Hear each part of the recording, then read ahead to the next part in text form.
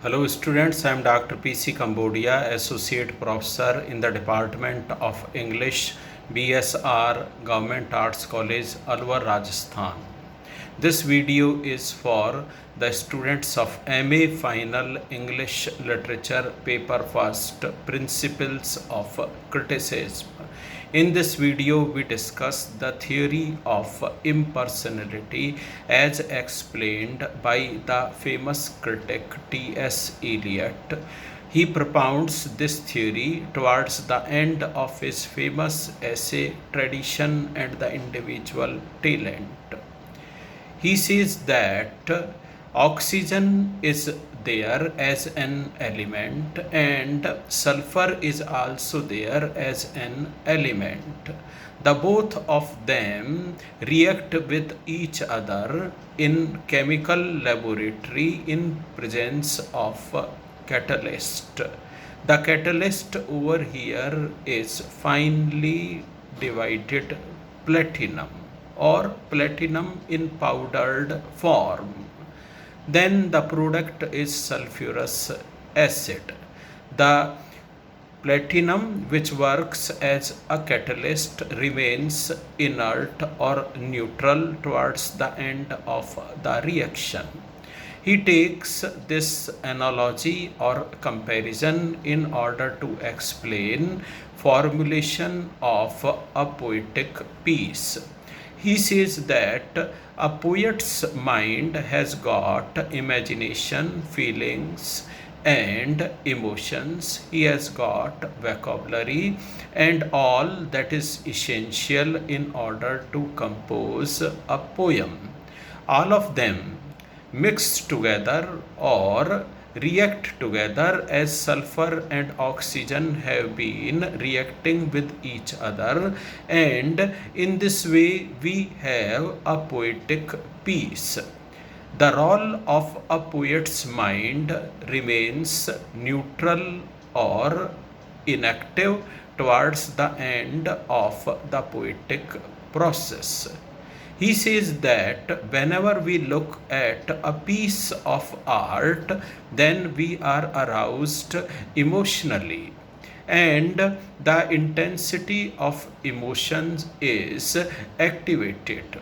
If we look at any creation and then that creation is unable to activate our feelings and emotions, then that creation is not an artistic creation and it is unfit to compose a poetic piece. Then Eliot says that the mind of a better poet is a better medium because he can amalgamate the poetic quality, poetic experience in a better way than an ordinary man. The feelings and emotions that come to the mind of an ordinary man are not in a long range pattern. They quickly disappear, and an ordinary man cannot control those feelings, cannot revive those feelings further and further to have a long range pattern, whereas a good poet can regenerate them, can use his imaginativity in a better way, and can command them in order to compose a poetic piece. Eliot quotes several examples of the fusion of the poetic intensity, and he quotes one example of the play The Murder of Agamemnon, and the other play that he quotes is Othello by William Shakespeare. In both of these plays, the poets who composed these plays used the intensity of poetic imagination in an excellent way. And when these plays were there and enacted before the spectators, spectators also felt the same intensity of fusion of the poetic process which the creator of these plays had experienced at the time of their creation, and such a resemblance of fusion of the poetic intensity as realized by the creator and as realized by the spectator or by the readers of the poem is of almost equal level or degree, then those poetic creations are quite fine. Otherwise, such creations wherein the poetic intensity of the creator and that of the reader or the spectator, if it differs, then such creations are not to be considered fine creations artistically.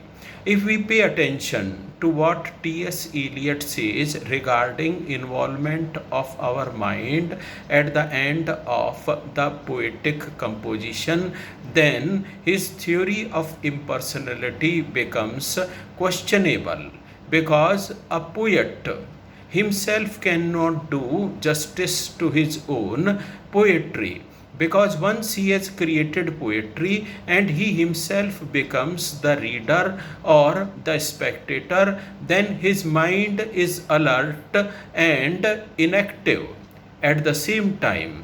Alert because he is reading the poem or watching a play. But how can an inactive mind be alert? So this is an objection raised to the theory of impersonality. Of course, several critics were there who interviewed T.S. Eliot regarding this theory of impersonality. Then T.S. Eliot himself agreed that there are the limitations of this theory of impersonality, and he added that the personal emotions are also there as realized by the poets or the playwrights, and those personal emotions, feelings, if they are crude and of no sense, then such personal emotions are not to be used in poetic composition. If we apply the theory of impersonality as propounded by T.S. Eliot to other theories of poetry, then we come to know that this theory does not fit to them. Say, for example, Wordsworth says that poetry is an spontaneous overflow of powerful emotion, of powerful emotions as recollected in tranquility. Then T.S. Eliot's definition of impersonality will not fit to this definition of poetry. But there is yet one more definition of poetry, and according to this definition of poetry, poetry is a sort of inspired mathematics wherein we have equations not for geometric figures but for artistic literary creations. If we apply the theory of impersonality to this definition of poetry, then theory of impersonality may come close to this definition of poetry, but the most objectionable point in the theory of impersonality is regarding the mind's neutrality towards the end of the poetic process. Everyone who is serious about criticism is not ready to accept this, because if his mind is not active and inert, then how will he be using so many references and his educated knowledge and information in order to create a poem?